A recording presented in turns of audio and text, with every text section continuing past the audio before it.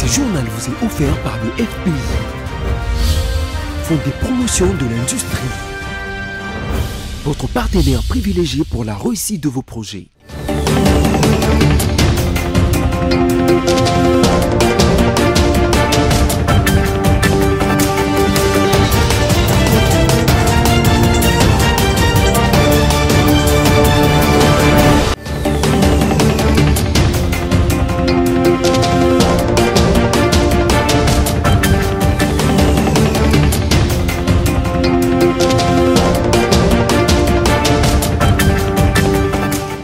Très heureux de vous savoir nombreux en train de suivre ce journal. Mesdames, Messieurs, bonsoir et bienvenue dans cette édition du journal sur BC Télévision.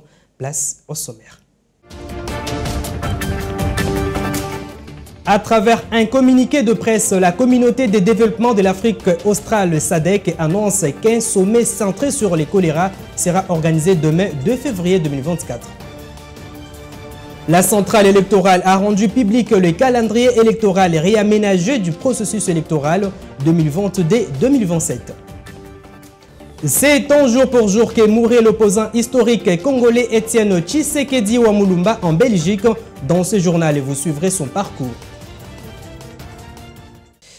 Encore une fois, bienvenue dans ce journal si vous nous rejoignez. Débutons ce journal avec cette actualité en bref. La communauté de développement de l'Afrique australe SADC annonce à travers un communiqué dont une copie est parvenue à notre rédaction la tenue d'un sommet extraordinaire virtuel de chefs d'État et de gouvernement vendredi 2 février 2024. Ce sommet extraordinaire qui s'inscrit dans le cadre de la lutte contre les choléra au niveau régional africain pour la mise en œuvre de la stratégie mondiale de prévention et de lutter contre les choléra 2018-2030 sera présidé par le président de la SADC, Joao Lourenço. Autre chose, remise et reprise à l'Assemblée nationale le 31 janvier 2024 et ce jeudi 1er février 2024 entre le bureau sortant de l'Assemblée nationale de la 3e législature et le bureau provisoire de la 4e législature. Les bureaux sortants de l'Assemblée nationale étaient dirigés par Christophe Mbosonko Diampouanga et ce dernier reste le président du bureau provisoire en attendant les élections. Ginette Fika. 2 jours après son installation, le bureau d'âge, dirigé par Christophe Mbosso, a officiellement pris les commandes de l'Assemblée nationale. La remise et reprise avec le bureau sortant a eu lieu au Palais du Peuple dans la salle de conférence du président. C'était une cérémonie particulière étant donné que Christophe Mbosso assure la présidence de 2 bureaux sortants et d'âge. Sur c'est le vice-président du bureau sortant André Mbata qui a échangé les documents avec le président du bureau provisoire Christophe Mbosso. Prenant la parole sous sa casquette du président du bureau d'âge, Christophe Mbosso a demandé aux élus de travailler en étroite collaboration et avec honorabilité. Il a annoncé en outre la disponibilité du bureau sortant à contribuer au bon fonctionnement du bureau provisoire. Et ce jeudi 1er février 2024, il y a eu également remise et reprise à la questure de l'Assemblée nationale entre le questeur entrant, Agé Matembo, et le questeur sortant, Angèle Tabou. Pour rappel, ce bureau provisoire a été installé le 29 janvier 2024. Je l'ai annoncé au sommaire. Réaménagement du calendrier de la Commission électorale nationale indépendante CENI fixant organisation des élections législatives à Kwamouth, Rutshuru et à Massissi. Communiqué. Les élections législatives à Kwamouth dans la province du Maïndombe, à Rutshuru et à Massissi dans la province du Nord Kivu est fixée au 5 octobre prochain, fait savoir les communiqués de la Commission électorale nationale indépendante rendu public le mercredi 31 janvier à Kinshasa. Ces calendriers réaménagés du processus électoral 2022-2027. L'enrôlement des électeurs dans ces entités interviendra du 1er au 20 juillet prochain, suivi de la campagne électorale d'un mois avant la tenue de ces scrutins. Ces élections n'avaient pas été organisées dans ces circonscriptions à cause de l'insécurité. Quant aux circonscriptions de Massimanimba dans la province du Kwilu et Yakoma au Nord Kivu, où les élections avaient été annulées pour fraude, La CENI prévoit y organiser les législatives nationales et provinciales le 28 avril prochain. Ces scrutins seront procédés d'une période de 30 jours de la campagne électorale. Ce même communiqué informe que les élections des sénateurs se tiendront le 31 mars 2024 et celles des gouverneurs et vice-gouverneurs le 7 avril 2024. Et pendant ce temps, comme à l'accoutumée, le ministre de l'enseignement primaire, secondaire et technique, le professeur Tony Mwaba Kazadi, a pris part à la cérémonie d'échange de vœux entre les autorités et agents de son ministère organisée par le secrétariat général de l'EPST, Yves Mayele. C'était une occasion pour le ministre de l'enseignement primaire, secondaire et technique, le professeur Tony Mwaba Kazadi, de communier avec les agents et cadres du cabinet et de l'administration centrale de ce ministère, ainsi que le partenaire technique et financier de l'EPST. Le ministre Tony Mwaba Kazadi a trouvé des mots justes pour remercier la grande famille de l'EPST, plus particulièrement Madame le secrétaire général qui a rendu possible cette activité. Il a également souligné les caractères fraternels de cette cérémonie. Le professeur Tony Mwaba Kazadi a rappelé les défis énormes qui l'attendaient à son arrivée à la tête de ce ministère. À l'en croire, beaucoup ne le croyaient pas capable d'y arriver.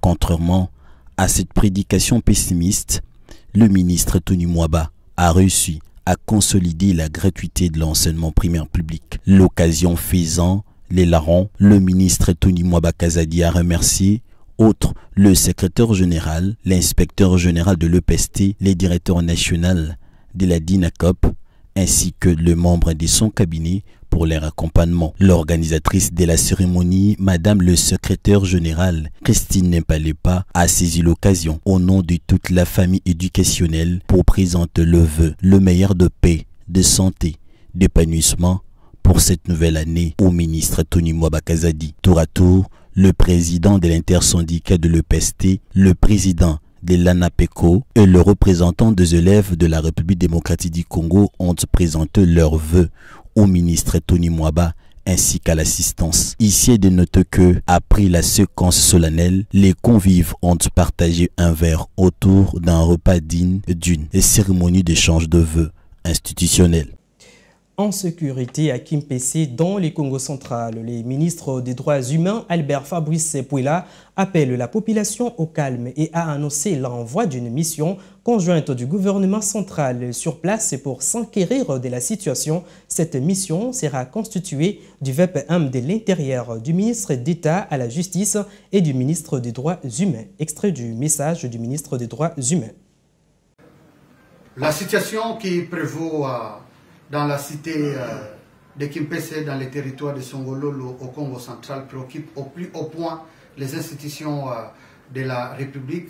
C'est ainsi qu'une mission est diligentée, mission conduite par le ministère de l'Intérieur, une mission conjointe intérieure, justice et droits humains, afin de faire toute la lumière sur la situation et établir les responsabilités qui s'imposent. En attendant, nous demandons à la population du territoire de Songololo et des environs de vaquer à leurs occupations, d'être calme, de faire confiance aux institutions de la République parce que le gouvernement prend la mesure de la préoccupation de la situation et une réponse idoine sera réservée.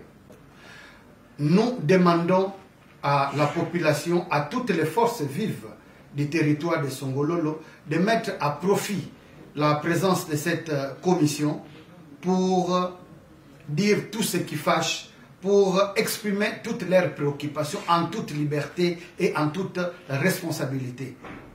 Personne ne sera arrêté pour avoir librement exprimé ses opinions. Et le gouvernement et toutes les institutions de la République réserveront la réponse qu'il faut pour que la paix revienne, la sécurité surtout.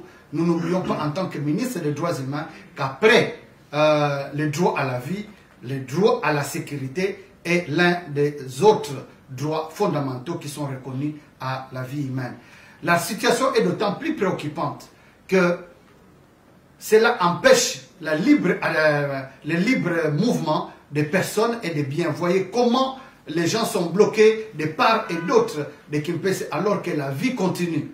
Il y a des malades qui doivent se faire soigner et à Limé et à Kinshasa, et cela est très préoccupant. Nous risquons d'assister à d'autres calamités si nous ne trouvons pas de solutions. Donc un appel est lancé à l'égard de la population, à toutes les organisations, au calme et à faire confiance aux institutions de la République.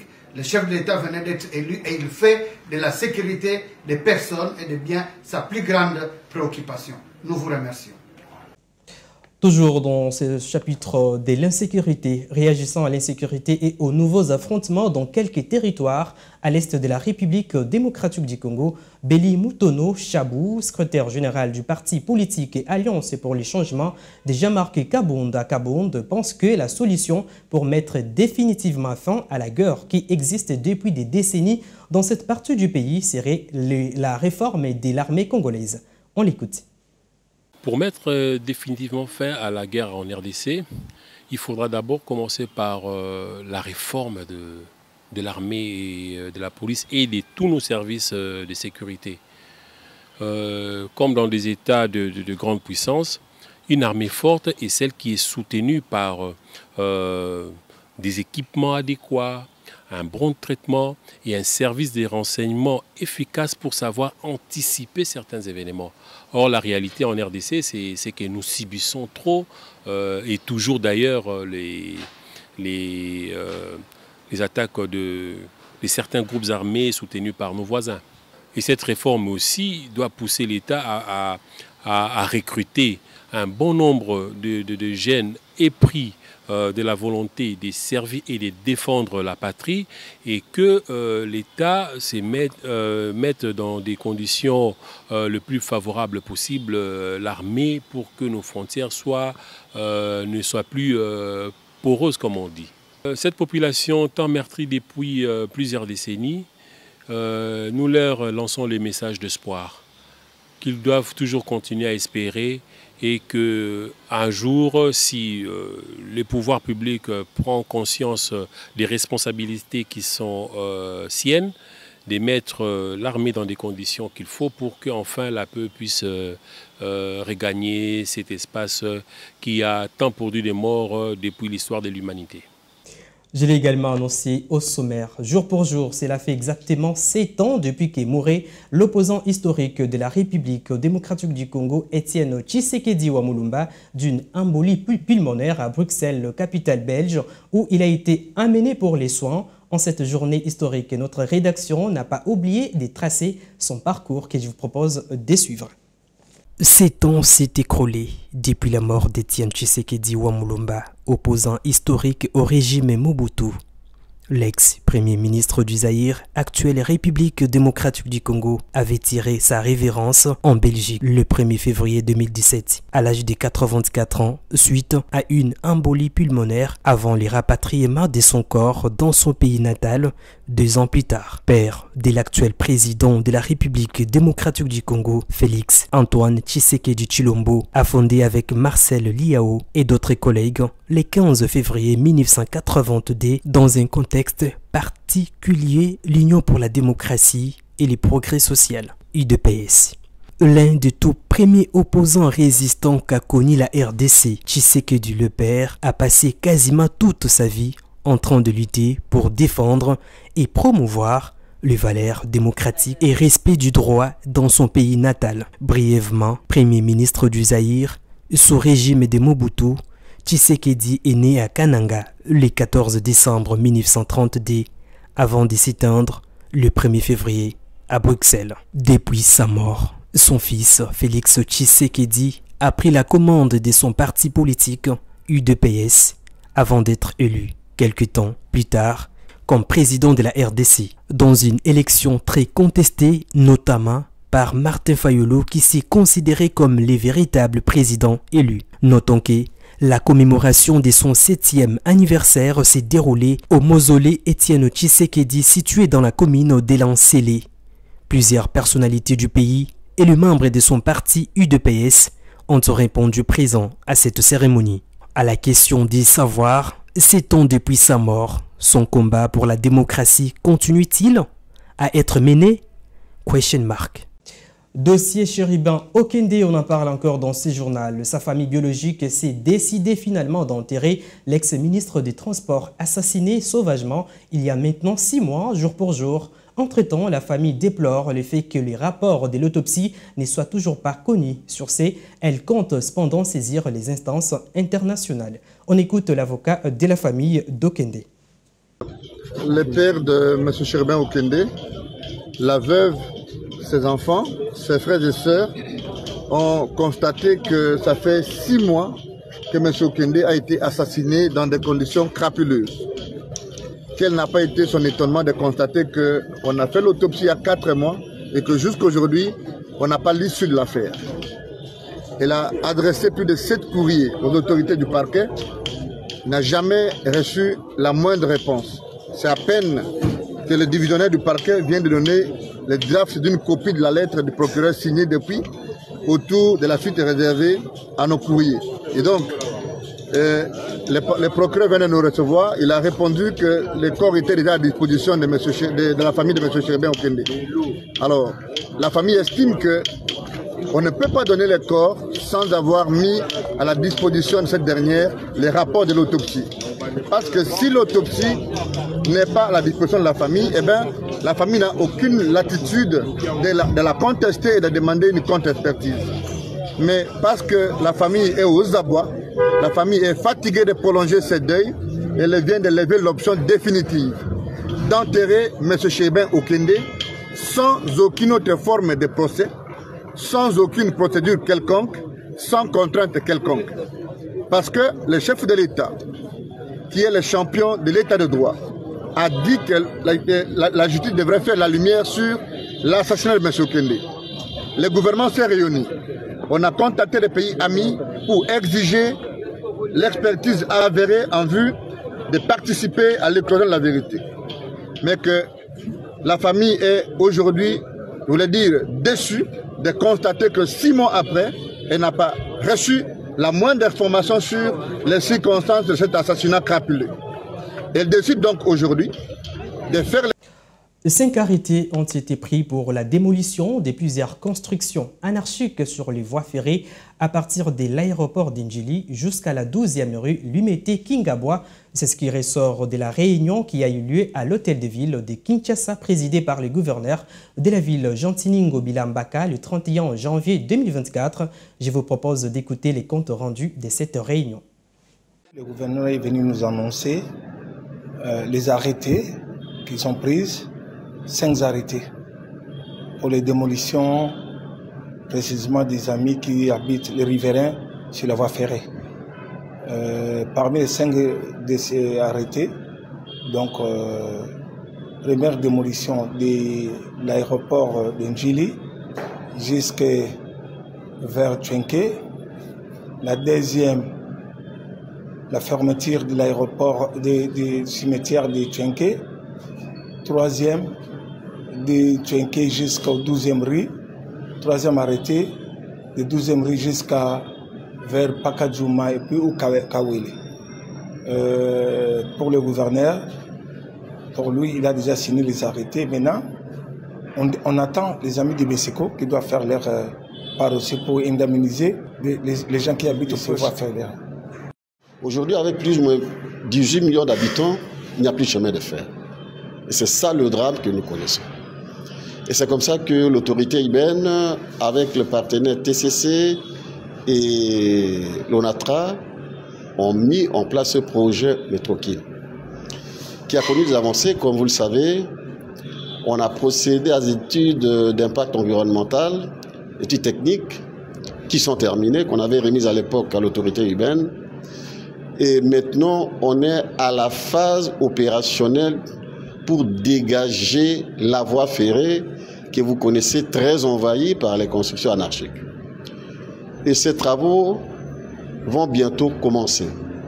Et pour ce faire, l'autorité urbaine a d'abord pris quelques arrêtés importants, 5 au total. Le premier pour faire dégager les occupants de ces tronçons. Le second pour fermer le cimetière de Tuengue. Vous savez que le cimetière de Tuengue est construit, a fini par envahir la voie ferrée vers l'aéroport. Et puis il y aura la démolition des constructions anarchiques. Et en société, le commissaire adjoint de la police de la ville de Kinshasa, Blaise Kilimbalimba, a présenté devant la presse 182 présumés criminels koulounans. Cette présentation fait suite aux résultats de la campagne Un pas dans la direction de l'éradication de l'insécurité dans la capitale congolaise. Yves Maélé revient. Ils sont accusés d'avoir troublé l'ordre public, viol, vol, meurtre et tentative de meurtre. Ces 82 présumés criminels communément appelés Koulouna ont été présentés devant la presse le mercredi 31 janvier par la police nationale congolaise, commissariat de Kinshasa. La PNC a mis la main sur ces Koulouna grâce à l'opération de bouclage de certaines communes initiée par les commissaires divisionnaires adjoints de la police ville de Kinshasa, le général Blaise Kilimbalimba. Dans ce lot des Koulouna figure un imposteur. Il s'agit d'un faux major qui se permit à recruter des policiers. Il est également accusé d'enlèvement, arrestation arbitraire et confiscation de biens de paisibles citoyens, des actes qui méritent une sanction. Avant cette présentation devant la presse, le général Blaise Kilimbalimba avait tenu à la foire internationale de Kinshasa une causerie morale à l'intention des unités de la police ville de Kinshasa. Ces derniers a rappelé à ces éléments de la police leur mission, celle de sécuriser la population et leurs biens. Rendons-nous dans la province du Nord-Kivu où le nouveau commandant 34e région militaire, le général-major Chora Mabundani, est arrivé dans la journée d'hier 31 janvier à Goma dans la province du Nord-Kivu. Sa mission principale est de conduire les opérations militaires contre les milices du M23. Ainsi, il demande à la population de les soutenir pour mener à bien cette mission et à la réussir à tout prix. Presse locale. La population de la province du Nord-Kivu est appelée à beaucoup de collaborations avec l'armée régulière pour la réussite des opérations militaires en cours dans la province. Cette recommandation est du nouveau commandant de la 34e région militaire, le général-major Chora Mabundani, qui est arrivé à Goma ce mercredi 31 janvier 2024 pour prendre les commandements de la région militaire. J'ai béni le Seigneur pour mon séjour ici, la confiance que le chef a placée à ma personne pour que je puisse travailler dans ces contrées. Je suis sous le commandement du coordonnateur des opérations.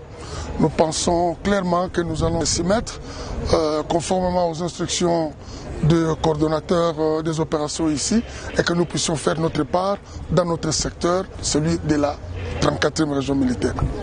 Que la population sache que sans elle, nous ne pouvons pas réussir les opérations ici. Mener des opérations avec une population qui vous est favorable donne déjà de l'espoir pour une victoire. Nous comptons sur cette population et nous sommes là pour elle et elle doit aussi être là pour nous pour que nous puissions faire un bon travail ici. À l'aéroport international de Goma, le nouveau commandant a été accueilli par l'état-major de la région militaire, le commandant de la force navale et d'autres commandants des grandes unités. Rappelons-les, il remplace à ces postes le général-major Bruno Pezo, rappelé à Kinshasa. Restons toujours au Nord-Kivu. D'après le représentant spécial adjoint du secrétaire général de l'Organisation des Nations Unies en République démocratique du Congo et coordonnateur des opérations humanitaires, Bruno Le Marquis a indiqué que les violences récentes dans l'est de la RDC ont entraîné des conséquences humanitaires alarmantes dont 8000 personnes déplacées internes ont cherché refuge près de l'hôpital de Mousso. Dans une déclaration faite par le représentant spécial adjoint du secrétaire général des Nations Unies en République démocratique du Congo et coordonnateur des opérations humanitaires, Bruno Le Marquis a exprimé sa vive préoccupation face à la nouvelle escalade de violence dans la province du Nord-Kivu. Ces derniers informent que l'intensification récente de violences dans l'est de la RDC a entraîné des conséquences humanitaires alarmantes dont 8 millions de personnes déplacées internes ont cherché refuge près de l'hôpital de Ouesso. Selon la mission humanitaire en RDC, la zone de santé de Ouesso compte actuellement près de 2 251 000 personnes dans un besoin urgent d'assistance humanitaire. En dépit de cette crise, l'ONU rassure que de partenaires humanitaires restent déterminés à apporter l'assistance et les soutiens nécessaires aux personnes affectées par ces tragédies en RDC. Elle a cependant déploré que cette récente escalade de violence rappelle les souffrances endurées depuis des années par les populations civiles affectées par les conflits dans le Nord Kivu, où plus de 2,5 millions de personnes ont été déplacées et ont un accès limité aux services de base. Nouvelle manifestation contre la misère et les violences en Haïti, c'est toute la démoralisation de la population qui ressort face à la violence des gangs dans ce pays des Caraïbes. Selon un récent rapport des Nations Unies, elle a fait presque 5 000 morts l'année dernière. C'est un reportage de nos confrères des TV5 Monde. La misère, la violence des gangs. Rien ne change à Haïti. Une fois de plus, des milliers d'habitants des quartiers sont donc descendus dans les rues pour faire entendre leur voix. Certains écriteaux appellent aujourd'hui à la révolution. Aujourd'hui, nous sommes fatigués. Le peuple haïtien est fatigué de la misère, de la souffrance. Les habitants de Fontamara, Pernier, Mariani, Carrefour-Feuille, Carrefour-Lamentin, Tabar, Torcelles n'en peuvent plus. Aujourd'hui, nous disons que la bataille pour la révolution est possible. Le combat pour la justice est possible. Les habitants de Pernier ont réussi à quitter leur maison à cause de la situation. Les bandes armées les ont obligés à quitter les lieux. Elles n'ont personne pour les aider. Elles n'ont pas de nourriture, pas de vêtements. Il y en a qui courent pieds nus. Il y a ceux qui fuient leur maison avec des bébés d'1 ou 2 mois dans les bras. Ils n'ont personne pour les aider. Fuir avec le minimum vital. Pour aller où? Certains se sont passés le mot. Des capacités sommaires ont été déployées dans cette école. Capacités très vite dépassées. Les salles de classe ne suffisent plus.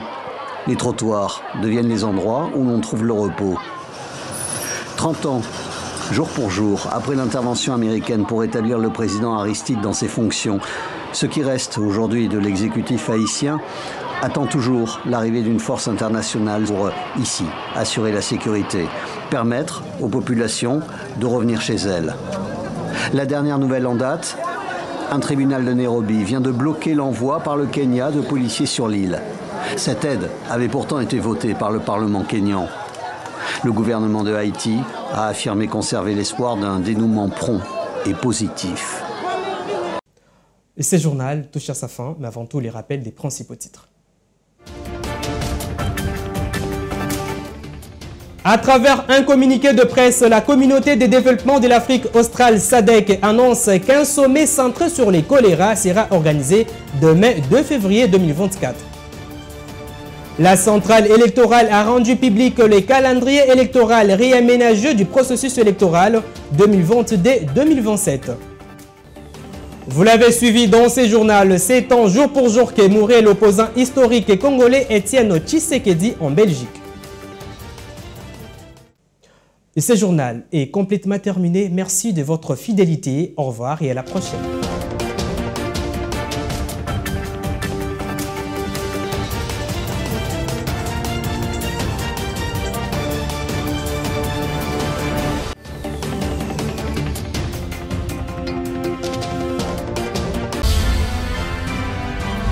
Ce journal vous a été offert par le FPI, Fonds des promotions de l'industrie. Votre partenaire privilégié pour la réussite de vos projets.